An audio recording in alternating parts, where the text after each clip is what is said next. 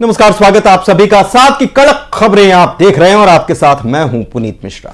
नमस्कार, मैं हूं रीनू यादव। शुरुआत करेंगे सबसे पहले बलरामपुर की बड़ी खबर के साथ, जहां सामने आ रही है बेकाबू कार तालाब में गिर गई और उसमें सवार 6 लोगों की मौत हो गई। बलरामपुर पुलिस की माने तो तेज रफ्तार कार राजपुर कुसमी मार्ग से गुजर रही थी। इस दौरान वो बेकाबू हुई और तालाब में जा गिरी। इसमें करीब 7 लोग सवार थे, जिनमें से 6 लोगों की मौके पर मौत हो गई। तालाब में डूबे कार को किसी तरह से बाहर निकाला गया। बड़ी खबर है बलरामपुर से, और बेकाबू कार तालाब में गिर गई, सवार 6 लोगों की मौत हो गई। बलरामपुर पुलिस की माने तो तेज रफ्तार कार राजपुर कुसमी मार्ग से गुजर रही थी और इसी दौरान बेकाबू हो गई, अनियंत्रित हो गई और तालाब में जा गिरी। कार में करीब 7 लोग सवार थे, 6 लोगों की मौके पर मौत हो गई। तालाब में डूबी कार को किसी तरीके से बाहर निकाला गया, क्रेन की मदद से बाहर निकाला गया और इसमें सवार 7 में से 6 लोगों की मौके पर ही मौत हो गई। देर रात की एक्सक्लूसिव तस्वीरें आपकी टीवी स्क्रीन पर है। पूरा घटनाक्रम बलरामपुर से सामने आ रहा है, जहां पर एक बार फिर से रफ्तार का कहर बरपा और बेकाबू वाहन, 4 पहिया वाहन तालाब में जा गिरा। तस्वीरें आप देख सकते हैं, एक्सक्लूसिव तस्वीरें भी दिखा रहे हैं और इसमें ये जो मरने वाले हैं इसमें एक महिला और एक बच्ची भी शामिल बताई जा रही है। दर्दनाक हादसा छत्तीसगढ़ के बलरामपुर में सामने आया। 6 लोगों की मौत हो गई, 7 लोग सवार थे। गाड़ी को बाहर निकाला गया। देख सकते हैं अंधेरे की वजह से, शायद ऐसा बताया जा रहा है कि एक तो कार की रफ्तार तेज थी और फिर अंधेरा होने की वजह से कार जो है वो तालाब में जा गिरी। बाद में उसे निकाला गया। देख सकते हैं जेसीबी को बुलाया गया था मौके पर और फिर इस कार को निकाल लिया गया।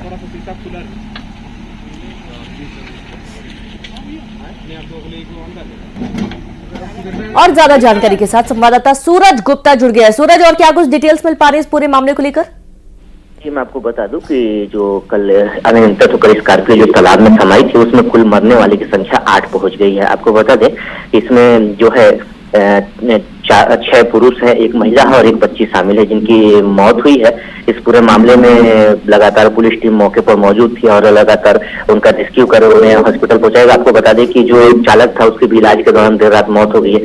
पूरी घटना में कुल स्कॉर्पियो में सवार होकर जो कुसमी से सूरजपुर के लिए निकले हुए थे, जो राजपुर बूढ़ा बगीचा के पास ये हादसा हुआ है। इस हादसे में कुल 8 लोगों की मौत हो चुकी है, जिसमें पुलिस टीम को जानकारी प्राप्त हुई कि जब हादसा हुआ तो एक व्यक्ति जो है तालाब में डूबा हुआ है, जिसे एसडीआरएफ टीम की मदद से देर रात उसके शव को बरामद किया गया है। वहीं देर रात चालक की इलाज के दौरान मौत हो गई है। कुल अब मरने वाले की संख्या जो है 8 पहुंच गई है। इस पूरी घटना में राजपुर पुलिस मामले की तफ्तीश में जुटी हुई है। जी बिल्कुल, और ये बड़ा अपडेट सामने आ रहा है, जहां अभी तक मरने वालों की संख्या 6 थी, लेकिन अब ये बढ़कर 8 हो चुकी है। सूरज, कुल कितने लोग इसमें सवार थे? जी, जो जानकारी मिली है उसमें बताया जा रहा है कि कुल 8 लोग ही सवार थे। जो पूरे घटना में सभी की मौत हो चुकी है। अब पुलिस लगातार इसमें और भी जुटी हुई थी, और भी कोई तो नहीं है, लेकिन पुलिस की तरफ से अभी तक कोई जानकारी सामने नहीं। लेकिन पुलिस ने जो बताया, उन्हें जो जानकारी प्राप्त हुई थी कि एक जो है घटना के वक्त तालाब में डूब गया है, उसे एसडीआरएफ की टीम की मदद से लगभग 1:30 से 2 बजे रात को उसके शव को तालाब से बरामद किया गया है। जिसके बाद पुलिस ने जानकारी दी है कि कुल मरने वाले की संख्या 8 हो चुकी है। जी बिल्कुल, बहुत शुक्रिया आपका तमाम जानकारी साझा करने के लिए। और इस तरीके से मरने वालों का आंकड़ा 8 हो चुका है और ये 8 लोग ही इस वाहन में सवार थे। तेज रफ्तार 4 पहिया वाहन अनियंत्रित होकर तालाब में जा गिरा और देर रात ही पूरा घटनाक्रम सामने आया। पुलिस मौके पर पहुंची और जेसीबी की मदद से वाहन को बाहर निकाला गया।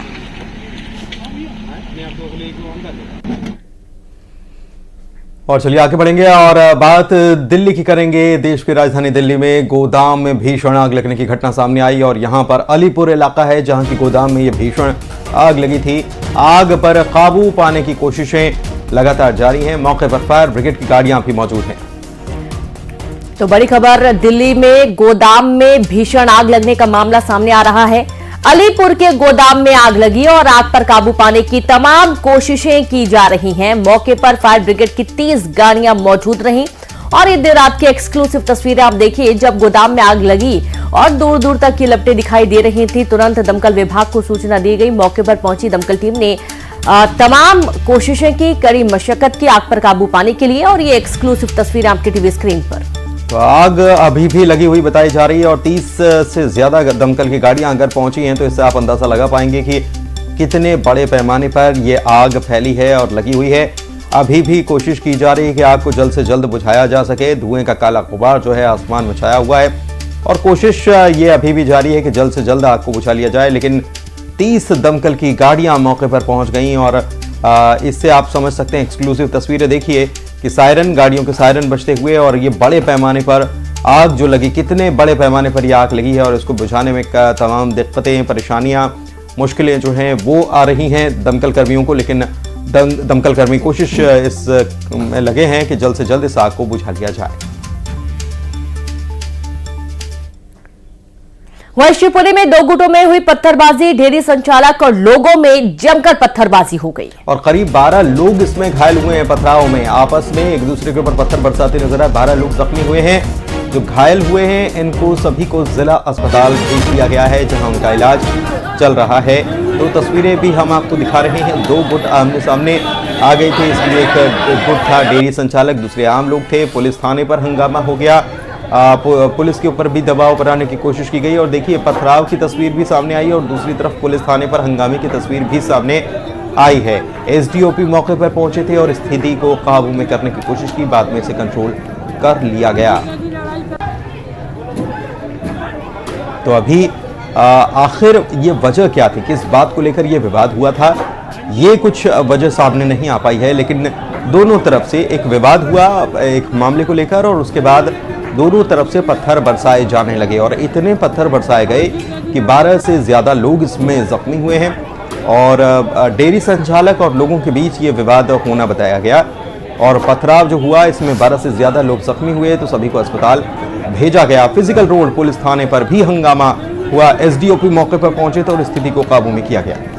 तो देखिए काफी समझाइश के बाद हंगामा जो था वो शांत हुआ। फिजिकल थाने भी पहुंच गए सभी लोग और 2 गुटों में पथराव हुआ था। संवाददाता अशोक अग्रवाल जुड़ गए हैं। अशोक, क्या कारण था इस पूरे विवाद का? देखिए मैं आपको बता दूं, ये फिजिकल थाना क्षेत्र से महज 200 मीटर दूर की घटना थी। वहां पर एक डेयरी संचालित है, राठौड़ समाज की वो डेयरी है। वहां पर असामाजिक तत्वों के खड़े होने को लेकर वहीं आसपास रहने वाले लोगों के बीच में ये विवाद हुआ।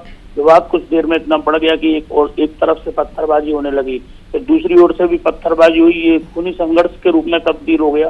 बाद में पुलिस मौके पर पहुंची, पुलिस ने इनको समझाई, जिसके बाद दोनों पक्ष पहले फिजिकल थाने पर आए। वहां पर भी इन दोनों में काफी मारपीट शुरू हो गई। उसके बाद एसडीओपी और तीनों थाने जो शिवपुरी में लगते हैं, देहात थाना, सिटी कोतवाली और फिजिकल थाना, सभी की पुलिस वहां एकत्र हुई, तब जाकर के स्थिति काबू में आई और जो 12 लोग घायल हुए थे उन्हें शिवपुरी के जिला चिकित्सालय में भेजा गया, जहां उनका उपचार किया गया और अभी भी 2 से 3 लोग वहां पर भर्ती हैं। जी बिल्कुल, बहुत शुक्रिया आपका अशोक तमाम जानकारी साझा करने के लिए। और अभी भी 2 से 3 लोग हॉस्पिटल में भर्ती हैं, 12 लोग जख्मी हुए थे, लेकिन 2 से 3 लोगों की हालत ज्यादा गंभीर बताई जा रही है और मौके पर एसडीओपी पहुंची, मामले को शांत कराने की कोशिश की गई। शिवपुरी में जहां 2 गुटों में पत्थरबाजी हुई थी, ये पूरा घटनाक्रम जब डेयरी संचालक और आम लोगों के बीच में विवाद हुआ।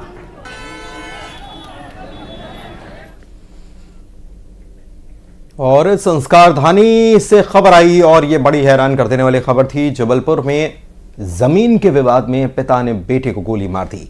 पाटन थाना क्षेत्र के खैरी गांव में ये पूरा घटनाक्रम बताया जा रहा है कि बेटा कई दिनों से संपत्ति में हिस्सा मांग रहा था और इसी विवाद में शराब के नशे में धुत पिता ने बेटे पर फायरिंग कर दी।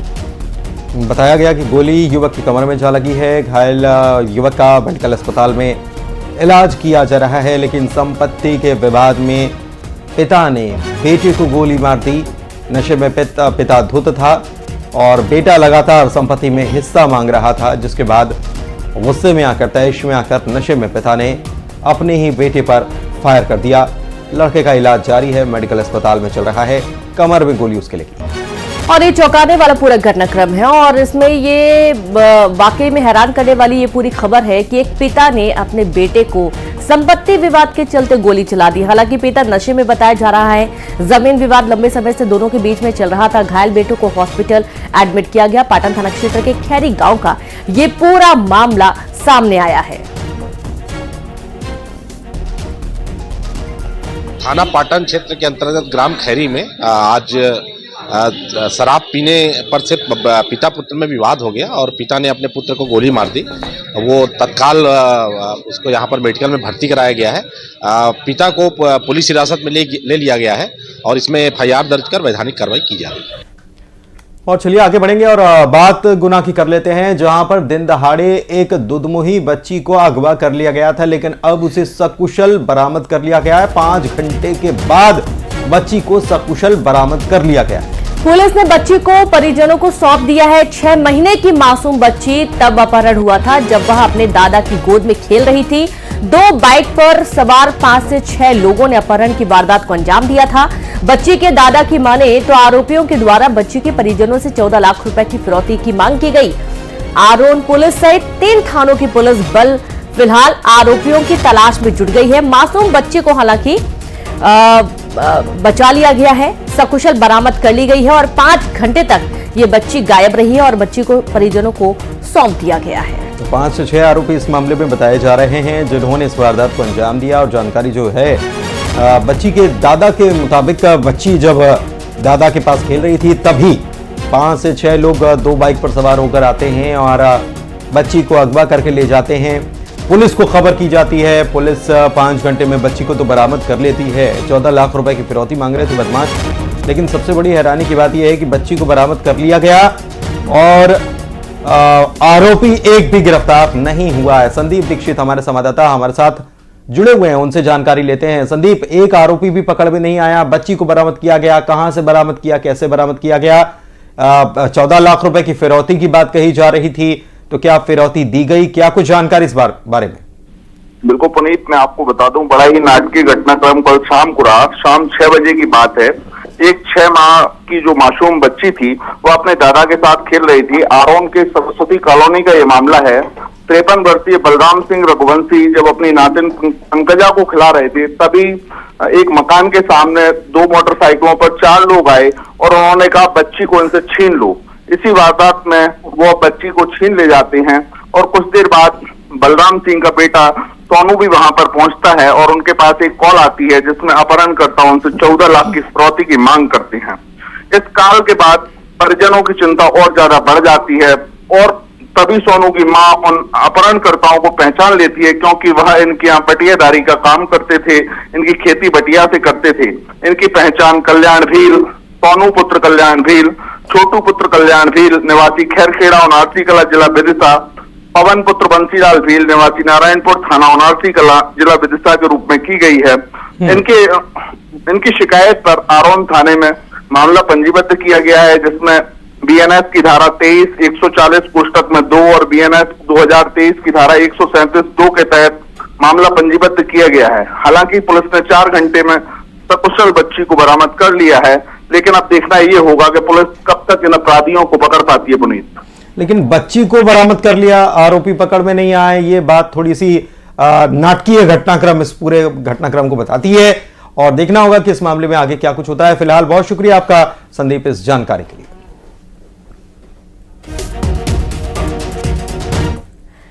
भोपाल में कुशाभाऊ ठाकरे सभागार के पास पूर्व प्रधानमंत्री लाल बहादुर शास्त्री की मूर्ति का अपमान करने वाला गिरफ्तार कर लिया गया। पुलिस ने आरोपी को नगर निगम पार्क के पास से ही गिरफ्तार कर लिया। प्रतिमा के अपमान के बाद दरअसल कांग्रेस नेताओं ने विरोध प्रदर्शन किया था और नारेबाजी की थी और प्रशासन और सरकार को इस घटना के लिए जिम्मेदार भी ठहराया था। और इसी बीच पुलिस ने बिरला मंदिर के सामने सुलभ कॉम्प्लेक्स के पास रहने वाले 35 साल के करण बैरागी को गिरफ्तार कर लिया। आरोपी नशेड़ी है और वह बिना जूते के पार्क में घूमता हुआ दिखाई दिया था। इसके बाद पुलिस ने हुलिये के आधार पर उसे उसके घर के पास से गिरफ्तार कर लिया गया।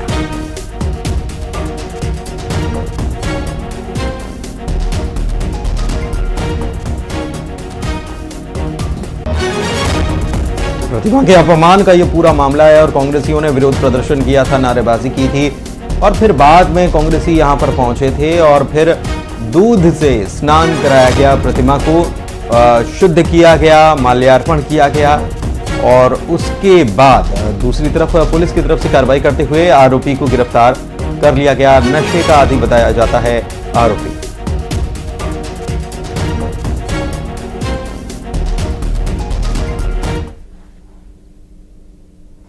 तो वही दिल्ली के गांधीनगर में ताबड़तोड़ गोली मारकर एक युवक को मौत के घाट उतार दिया गया। शनिवार की शाम 7:20 पर गांधीनगर थाने की पुलिस को एक कॉल मिली, जिसमें बताया गया कि कैलाश नगर में कुछ लोगों ने गोली चलाई है। पुलिस जब मौके पर पहुंची, जांच की गई तो मौके पर 4 खाली कारतूस मिले और बाद में ये पता चला कि जिस युवक को गोली मारी गई उसकी मौत हो गई, जिसकी मौत हुई उसकी उम्र 20 साल बताई गई है। नाम उसका सुफियान बताया गया है। तो दिल्ली से पूरी खबर है। 20 साल के युवक की गोली मारकर हत्या की गई और कारण क्या है, क्यों गोली मारी गई है, पूरे मामले की जांच में पुलिस जुट गई है। दिल्ली के गांधीनगर का ये पूरा मामला सामने आ रहा है, जहां पर सुफियान नाम के 20 साल के युवक पर गोली चलाई गई।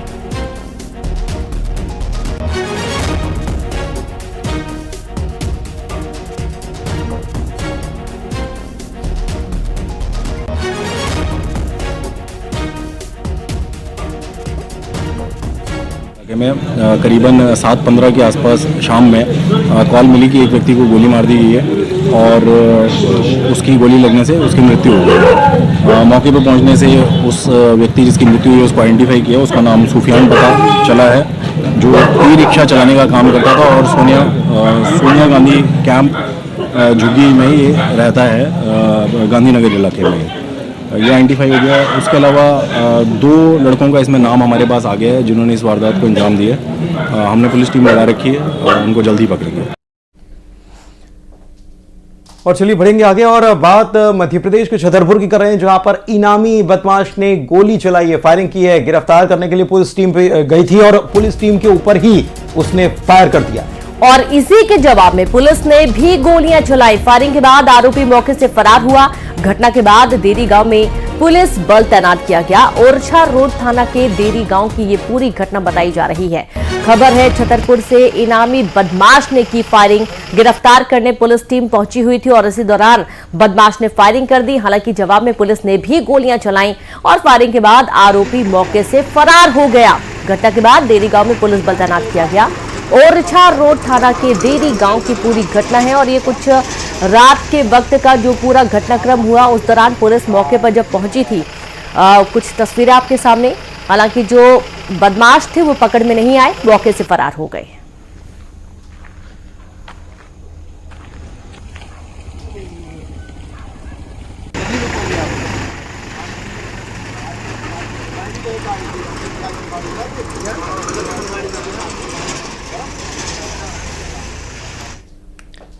और चलिए बात करेंगे उमरिया जिले की, जहां पर बांधवगढ़ टाइगर रिजर्व में 10 जंगली हाथियों की मौत के बाद अब दूसरे जंगली हाथियों का गुस्सा देखने को मिल रहा है। उन्होंने आतंक मचाया हुआ है और देवरा गांव पहुंचे जंगली हाथियों ने रतन यादव नाम के बुजुर्ग को कुचलकर उसकी जान ले ली। जब तक लोग सतर्क होते, जंगली हाथी चंदिया पहुंच गए और एक किसान भैरव कोल को मौत के घाट उतार दिया। दहशत में आए लोगों ने वन विभाग और पुलिस को बुलाया, लेकिन तब तक हाथी वहां से निकल चुके थे। हाथियों ने करहिया और बांका गांव में भी एक युवक को मारने की कोशिश की, लेकिन वो दोनों बच गए, जिन्हें इलाज के लिए अस्पताल भर्ती किया गया। और इसके बाद सामान्य वन मंडल के साथी बांधवगढ़ टाइगर रिजर्व की टीम और पुलिस बल इलाके में सक्रिय होकर न सिर्फ हाथियों के मूवमेंट पर नजर बनाए हुए हैं, बल्कि लोगों को सतर्क करने के लिए गांव-गांव मुनादी भी करवाई जा रही है। हालांकि ये एक चीज और है यहाँ पर कि उमरिया में जैसे ही 10 हाथियों की मौत हुई, उसके बाद दूसरे जंगली हाथी जो हैं वो गुस्से में आ गए थे। वो तैश में आकर वहां पर भी जाने की कोशिश कर रहे थे और ऐसा होता है तो ऐसे में टीम को पहले से ही सजग हो जाना चाहिए था। गाँव में पहले से ही अलर्ट जारी किया जाना चाहिए था, क्योंकि अब तो 2 लोगों की इसमें जान चली गई हाथियों के हमले में। और हाथी अपने जब साथियों की मौत होती है तो उसके बाद काफी गुस्से में आ जाते हैं, आम लोगों को निशाना बनाने की कोशिश करते हैं। अब जब घटना हुई तो लोगों की जान चली गई। उसके बाद वन विभाग की टीम गांव-गांव मुनादी कराने में जुटी।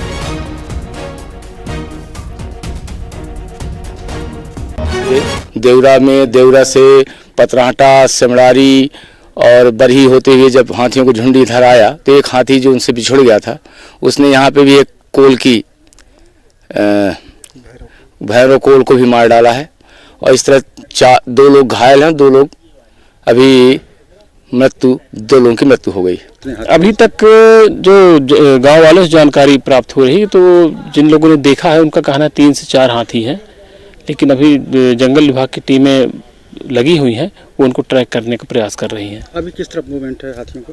अभी यहीं जहाँ पर हम खड़े हैं इसी के आसपास मूवमेंट है और हम लोग इसीलिए पूरे गांव में मुनादी करवा रहे हैं और पीए सिस्टम के माध्यम से ही लोगों को जंगल की ओर नहीं जाने की अपील कर रहे हैं और ये बतला रहे हैं कि अपने आप को सुरक्षित रखें। उमरिया के बांधवगढ़ टाइगर रिजर्व में 10 हाथियों की मौत के बाद वन राज्य मंत्री दिलीप अहिरवार बांधवगढ़ पहुंचे। उन्होंने वन विभाग के अफसरों के साथ मौके का भी मुआयना किया जहां घटना हुई थी और इस दौरान हाथियों के कुचलने से 2 लोगों की मौत के मामले पर मृतक के परिजनों को 8 लाख रुपए मदद दिए जाने की घोषणा की। वन राज्य मंत्री दिलीप अहिरवार ने कहा कि वो कल परिजनों को सांत्वना देने उनके घर भी जाएंगे। आपको बता दें कि जंगली हाथियों के द्वारा कुचलने से देवरा और चांदिया में 2 लोगों की मौत हो गई और 2 लोग घायल हुए हैं और उन्हीं के परिवारजनों से मुलाकात करने के लिए वन राज्य मंत्री सांत्वना देने पहुंचने वाले हैं। 2 हाथियों ने 2 लोगों की भी मौत हुई। बहुत मतलब हम लोग उस परिवार के साथ हैं और चिंता का विषय है। हम लोगों के उस 2 परिवार के व्यक्ति खत्म हो गए हैं हाथी के द्वारा। तो मृतक परिवार के यहाँ भी जाने वाले हैं जो हम माननीय मुख्यमंत्री आदरणीय डॉक्टर मोहन यादव जी ने उन परिवारों को, जो मृतक परिवार हैं, उनको 8 लाख रुपए स्वीकृति करा दिए हैं और भी हम उनके घर में जाकर जो हमारे मुख्यमंत्री की शिक्षा निधि से भी जो भी सहयोग। और बढ़ेंगे आगे, छत्तीसगढ़ की बात करेंगे, गरियाबंद की बात करेंगे। यहां पर भी हाथी का आतंक देखने को मिल रहा है और घटा रानी जो पर्यटन क्षेत्र है इसके पास एक दंतैल हाथी पहुंच गया है और ऐसे में वन विभाग यहां सक्रिय हो चुका है। इलाके को खाली कराने में वन विभाग जुटा हुआ है। पर्यटकों को जल्द से जल्द यहां से हट जाने के निर्देश दिए जा रहे हैं और साथ ही आसपास के 15 गांव में हाई अलर्ट जारी किया गया। दंतैल हाथी ने कई लोगों की जान ली है और अब ये हाथी घटा रानी क्षेत्र पहुंच चुका है और इस दौरान जो पर्यटन स्थल घूमने आते हैं पर्यटक, उन्हें भी जल्द से जल्द इस इलाके से दूर जाने के लिए कह दिया गया है। और वहीं विश्व प्रसिद्ध धाम केदारनाथ के कपाट आज भैया दूज पर शीतकाल के लिए बंद हो जाने हैं। पौराणिक परंपराओं और विधि विधान के तहत बाबा केदार के कपाट आज सुबह ठीक 8:30 बजे बंद कर दिए जाएंगे। वही कपाट बंद होने के बाद 6 माह तक बाबा केदार की पूजा अर्चना शीतकालीन गद्दस्थल ओमकारेश्वर मंदिर ऊखी मठ में होगी और इस साल केदारनाथ धाम की यात्रा ऐतिहासिक रही और अब तक 16,15,000 से ज्यादा भक्तों ने बाबा केदार के दरबार में पहुंचकर दर्शन किया।